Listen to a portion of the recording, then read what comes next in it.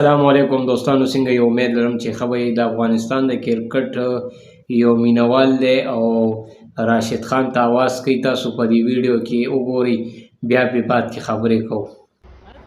راشده راشه کنه یاره، دغلته لږ راشه، لږ مخکې راغی. راشه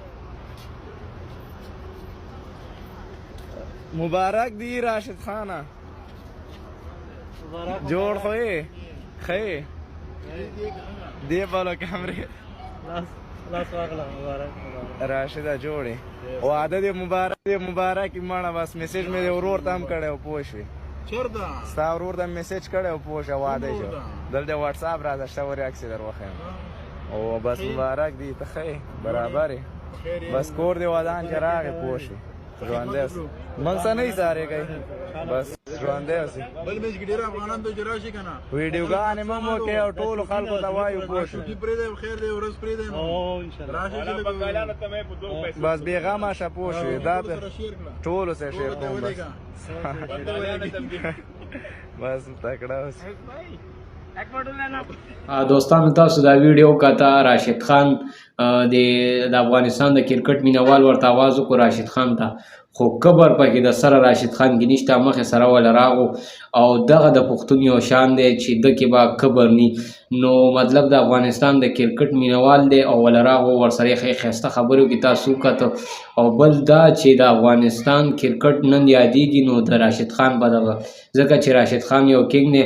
نو دوستانو، دا چې څنګه په پاکستان کې بابر اعظم یادېږي، لکه بابر اعظم خو سکور سیوا دی، اوسه پورې په 1 نمبر دی، نو ځکه کینګ یادېږي.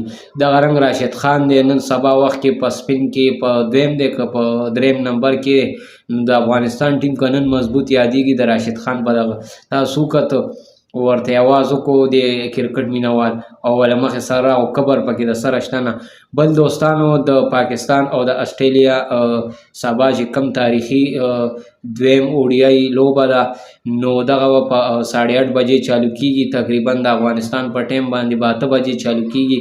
د افغانستان د کرکټ مینوالو ته م وایو، او د پاکستان هم چې زمونږ چې کوم د پاکستان ټیم دی، دعا کوئ چې د پاکستان د ټیم د اسټرالیا په پیچ باندې ښه وځلیږي او یو ښه مطلب ښه ریزلټ وروړي. ځکه چې کومه اول لوبه وه خو اسټرالیا وګټله، دا دویمه چې کومه لوبه پاتې ده، نو مونږ به امید ساتو چې پاکستان به ټیم به ښه وځلیږي او دغه بریا به حاصلوي. بله اخري لوبه چې کومه ده، نو هغه زما خیال دی په 13 تاریخ ته. نو بس دعا به کوو چې دغه سیریز پاکستان ترلاسه کړي، نو ډېره غټه مزه به وکړي. نو به دوستانو، دا د کرکټ معلوماتي ویډیو و، د ویډیو کتلو مننه. خوشحاله او آباد اوسئ. د خدای په امان.